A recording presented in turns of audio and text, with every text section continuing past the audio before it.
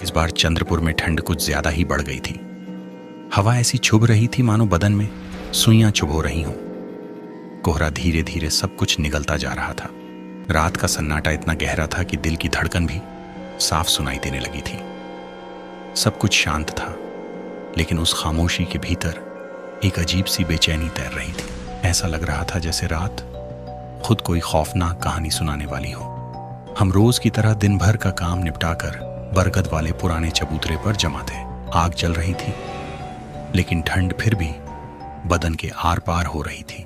भाई, इस साल की ठंड तो हद से ज्यादा पड़ रही है। ऐसा लग रहा है जैसे पूस का पाला अभी से पड़ गया हो। सही कह रहा है तू। सुबह खेत में पानी देते वक्त हाथ ऐसे सुन्न पड़ जाते हैं जैसे जान ही ना बची हो। पर मुझे तो ठंड से ज्यादा उस बात की चिंता है जो केशव ने कल रात कही थी। कौन सी बात? ऐसी क्या बात है जो तुझे इतना परेशान कर रही है? अरे धीरे बोल। केशव ने बताया था कि कल रात नहर की पटरी के पास एक अजीब सी परछाई घूम रही थी। परछाई? कैसी परछाई? एक औरत की, वो भी बिल्कुल अकेली।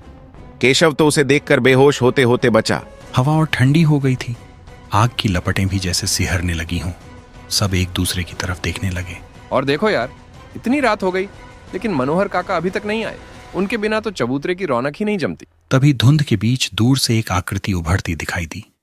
धीरे, बहुत धीरे, जैसे कोहरा खुद किसी को हमारी तरफ धकेल रहा हो। अरे देखो, लगता है काका आ रहे हैं।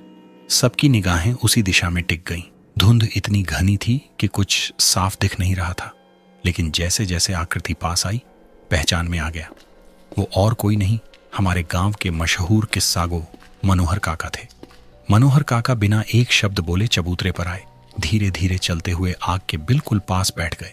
उनका चेहरा बुझा बुझा सा लग रहा था, जैसे आज वो कुछ ऐसा लेकर आए हों जो दिल के भीतर तक उतर जाए। काका, आज तो बड़ी देर कर दी आपने। हम सब आपका ही इंतजार कर रहे थे। कहीं दूसरे गांव चले गए थे क्या, या फिर मिल में ज्यादा काम पड़ गया? अरे नहीं बेटा, मिल में थोड़ा काम फंस गया था और ऊपर से यह ठंड हड्डियों तक उतर रही है। काका ने आग की तरफ हाथ बढ़ाए। लपटों की रोशनी उनके झुर्रीदार चेहरे पर पड़ रही थी। उनकी आंखों में आज कुछ अलग ही चमक थी, शायद डर की या शायद किसी पुरानी याद की। बेटा हिमांशु, जरा गुप्ता जी की दुकान से चाय ले आ। बिना चाय के कहानी में मजा नहीं आएगा। काका, आपकी कहानियां सुनते वक्त तो लगता है जैसे सब कुछ अपनी आंखों के सामने हो रहा हो। सच में काका, आप जो सुनाते हैं वो आम कहानियां नहीं होती। बस कर रे, इतनी तारीफ मत कर।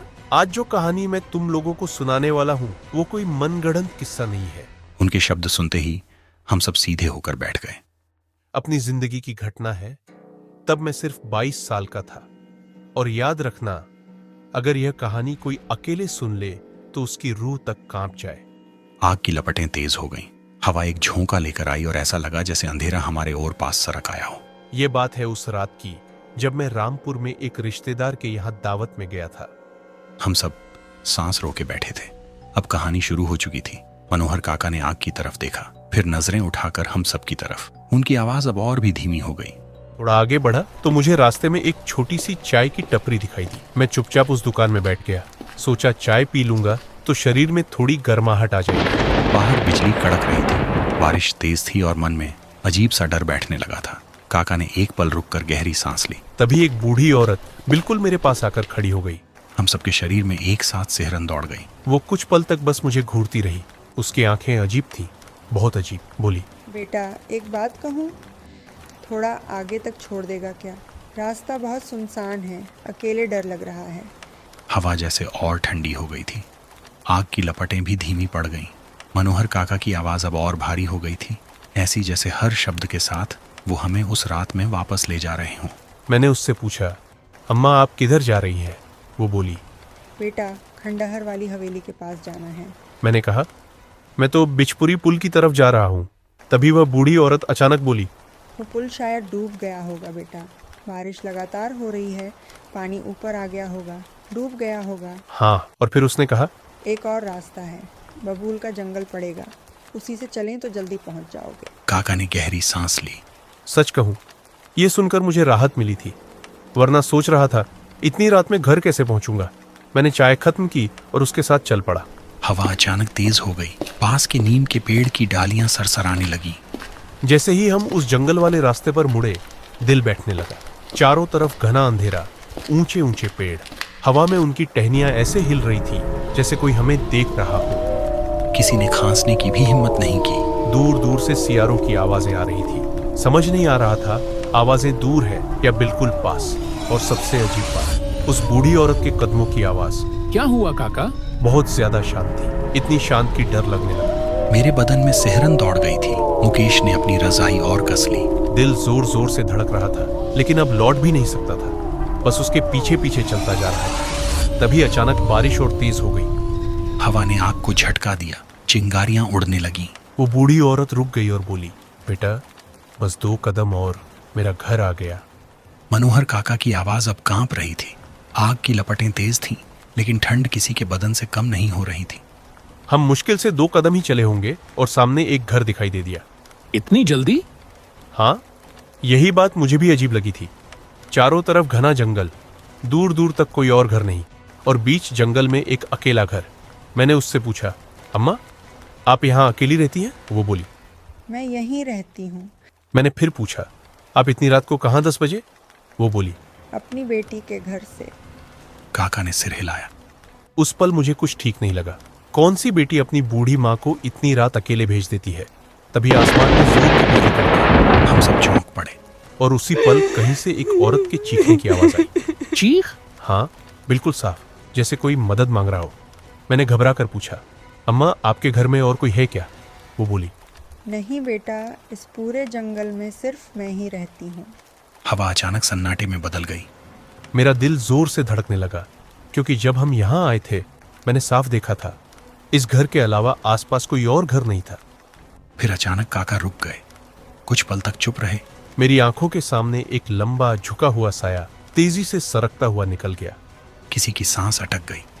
उसकी चाल इंसानों जैसी नहीं थी। ऐसा लगा जैसे कोई डरावना जीव अंधेरे में छिपकर हमें देख रहा हो। चबूतरे पर अब बिल्कुल सन्नाटा था। आग जल रही थी, लेकिन किसी को गर्मी महसूस नहीं हो रही थी। वो बूढ़ी औरत ठीक मेरे सामने खड़ी थी। उसकी नजरें सीधे मेरी आंखों में गड़ी हुई थी। मैं कुछ समझ पाता उससे पहले आसमान फट पड़ा। एक जोरदार बिजली चमकी। उस एक पल की बिजली में जो मैंने देखा, काका की आवाज थर्रा उठी। वो बूढ़ी औरत नहीं थी। तो फिर? उसकी आंखें लाल अंगारों जैसी चमक रही थी। उसका चेहरा जगह जगह से गला हुआ था। शरीर टेढ़ा, हड्डियां बाहर निकली हुई थी। मुकेश ने डर के मारे आंखें बंद कर ली। और तभी हवा में धूल का एक तेज बवंडर उठा। मुझे समझ आ गया था, अगर अब भी एक पल रुका तो जिंदा नहीं बचूंगा। काका ने मुट्ठी भींच ली। मैंने पीछे मुड़कर भी नहीं देखा। जितनी ताकत थी उतनी तेज दौड़ पड़ा। बारिश तीरों की तरह बदन पर लग रही थी। बिजली बार बार कड़क रही थी। पेड़, झाड़ियां, कांटे सब बदन चीरते जा रहे थे। हम सब की सांसें तेज हो चुकी थी। मुझे लग रहा था वो मेरे पीछे है, बस एक कदम दूर। लेकिन मैं रुका नहीं। भागते भागते आखिरकार जंगल खत्म हुआ। काका ने गहरी सांस ली। और सामने मुझे सुल्तानपुर गांव दिखाई दिया। मनोहर काका कुछ पल चुप रहे। ऐसा लगा जैसे वो अब भी उस रात से बाहर नहीं निकल पाए हों। जैसे ही मैं गांव की सरहद में पहुंचा, मेरे पैर जवाब दे गए। मैंने देखा एक घर के बाहर कुछ लोग अलाव जलाकर बैठे थे। हम सब ने राहत की सांस ली, जैसे काका के साथ साथ हम भी उस जंगल से बाहर निकल आए हों। मैं सीधा उन्हीं की तरफ दौड़ा। अरे भाई, कौन हो तुम? इतनी रात को कहां से आ रहे हो? मेरी आवाज कांप रही थी, सांस ठीक से नहीं आ रही थी। जो कुछ भी मेरे साथ हुआ था मैंने एक एक बात उन्हें बता दी। काका की बात सुनते ही वो सब लोग सन्न रह गए। तू क्या उसी बबूल वाले जंगल के रास्ते से आया था? मैंने सिर हिला दिया। अच्छा हुआ तू जिंदा बचकर बाहर आ गया। आग की लपटें तेज हो गईं। उस जंगल में बरसों पहले एक बूढ़ी औरत अकेली रहती थी। एक रात भयानक तूफान आया, जोरदार बारिश और बिजली। तभी एक भारी पेड़ सीधे उसके घर पर गिर गया। वो वहीं दबकर मर गई। काका की आंखें भर आईं। तब से उस रास्ते पर अजीब घटनाएं होती रहती हैं। रात में वहां से हवा भी डरावनी लगती है। मनोहर काका की आवाज भारी हो गई। उस रात मेरे भीतर घर जाने की हिम्मत नहीं बची थी।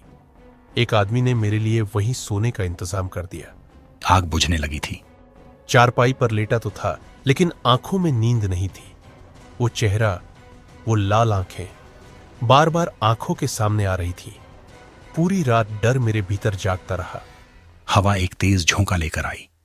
सुबह सूरज निकलते ही मैं बिना रुके अपने घर की तरफ चल पड़ा और उसी दिन मैंने एक कसम खाई कौन सी कसम काका?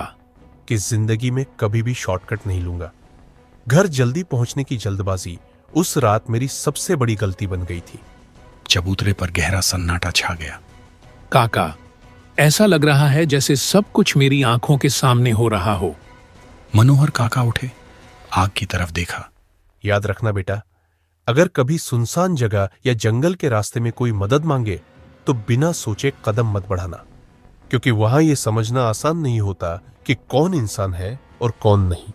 ठंडी हवा और तेज हो गई। आग की आखिरी चिंगारी बुझ गई और रात फिर से खामोश हो गई।